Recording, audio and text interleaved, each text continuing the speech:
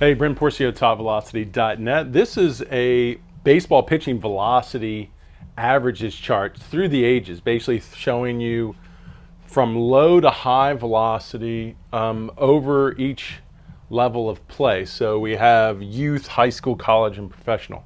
Now this chart is very broad, very general. It's going to cover probably more of this country and the U.S. culture when it comes to velocity. Not so much international cultures. International cultures, these velocities are going to be a lot higher at a lot younger age, and it's important to understand that. And that's because those cultures are more focused on player development at a younger age and more about getting players to the professional level, not so much getting them into the college level. So I'm going to go through it here, but I'm going to also talk about the importance of getting to your goal velocity and what you should be focusing on at each level. And then also to, where is it different at the international level? And should you, say if you're a player here in America, should you be focused more on trying to achieve what international players are achieving or what you're seeing as the averages here in America? So, starting off at 8 years old, it's hard to talk about velocity at a very young age of someone like 8. But we definitely need to be talking about the foundations of velocity. So for example, like a low velocity is 36, a high velocity is 42. I mean, who cares, really? I mean, not really something you should be concerned about. I hope you're not looking at this chart because you're 8 years old, right? Or for your 8-year-old son. But you do need to understand that there is many levels of player development, and this is where the American culture is failing. Because the American culture very early on is thrown into a play model, like a rec ball, travel ball, showcase, Little League World Series model. International isn't going to be as bought into that. Maybe more in Asia, definitely not in Latin cultures. So, it's more of a focus on, okay, does this player show the signs of someone that could do this as a career? Does he want to do this as a career? And in the next couple of years, or should we be looking for an academy or get him the best opportunity to be going into an academy that's going to train him and develop him 5-6 days a week until he's 16 years old and he gets drafted. So that's a very different mentality than the American culture. But both cultures should be doing the same thing. All baseball cultures should be doing the same thing at a very young age. You should be focusing on the foundation of high performance and healthy high performance. So, I talk about it specifically in the weight room, and the weight room should be addressed very young. Unfortunately, in America, there's a stigma that it shouldn't be, and there's no evidence to support it. And there is that stigma in other countries, and they do training very different as far as when they're young, but they still train them more than we train them here. But you got to understand, in the weight room, we have to go through these stages of player development, or the development of being able to peak and perform in the weight room. And the first level is learn to train. So we have to start very young because we have to go through a process of just learning to train. And that's not a physical demanding phase. That's a very intellectually or just a learning phase. It's a cognitive phase. So we've got to learn to train. We've got to learn the technique. We've got to learn the different styles. We've got to learn the programming. We've got to learn the routine, the scheduling, the recovery, the nutrition, like the sleeping, how the body breaks down, and the science, the biology. Like, there's a lot to learn, and that should be done very young, as young as we can. Following that, we call train to train.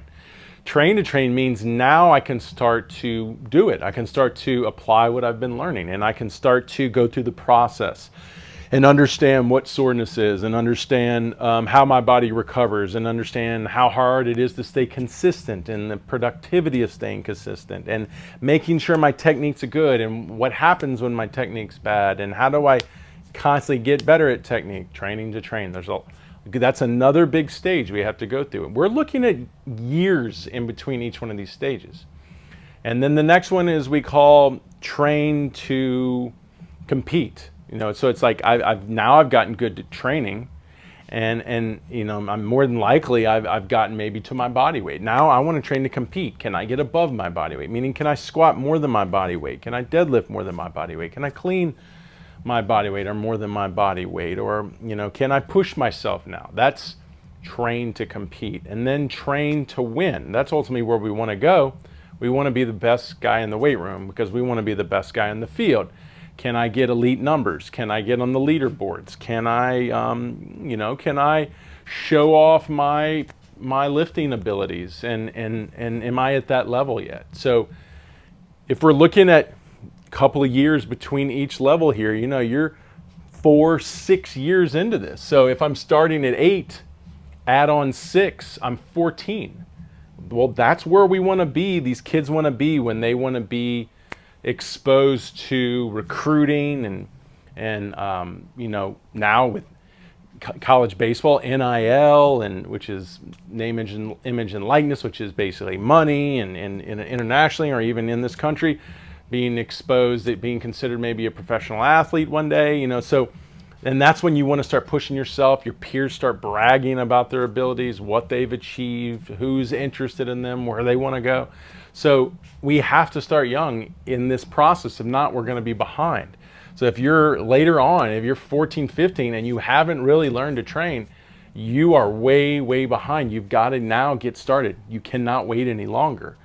All right, so 9, it just starts going up. 37.50, 10, 41.55. Now, you get to 12 and 47.61 velocity wise, and you go, but here's the thing, you're going to start to see guys around this mark 13 that start jumping. You'll see 13-year-olds throwing 80, 85. We've got a 15-year-old in here throwing 85, and here it says high is 74.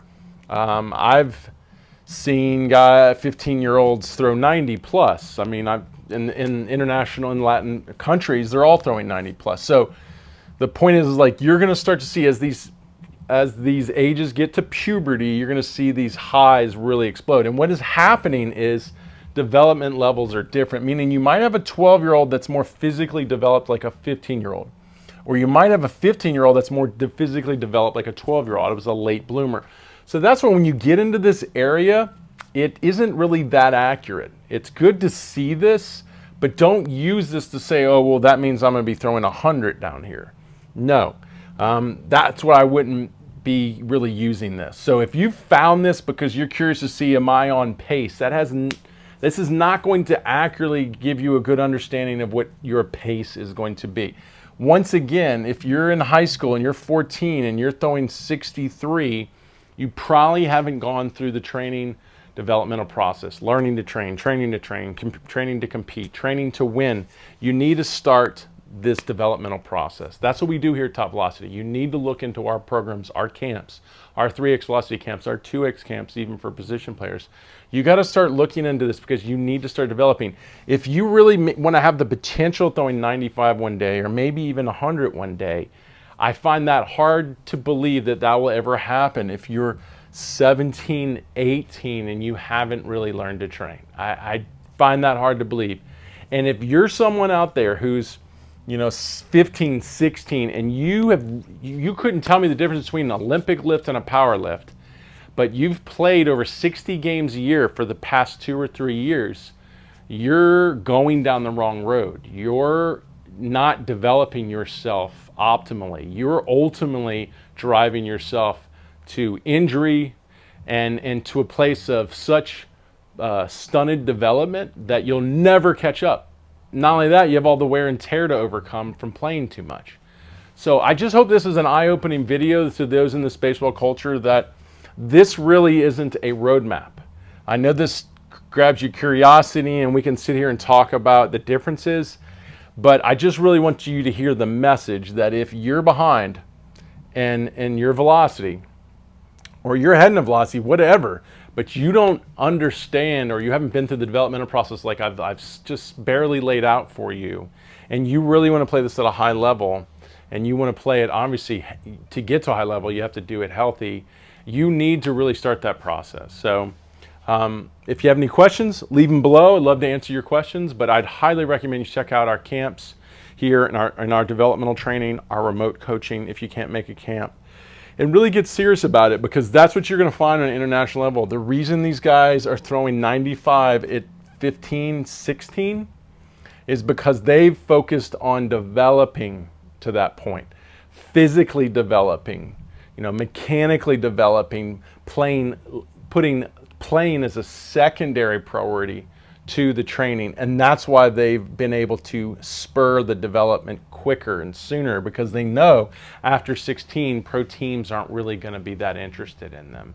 And America doesn't have that understanding, because we have all these opportunities to play. But the thing is, if you want to play at the highest level one day, it doesn't matter about all these amateur opportunities. It matters, did you get to 95 developing pitches, healthy, and with the ability to replicate that? And if that wasn't your main focus and priority, I found it hard to believe you ever achieve it. If you achieve it, you were just lucky. You were pedigree, meaning you had great DNA and genetics. But that's a sliver of the population. So if you really want to do this best, you need to take a more international approach, and you don't need to be looking at this chart. You need to be looking at how well you're developing yourself. And if you're not, you need to get started right away.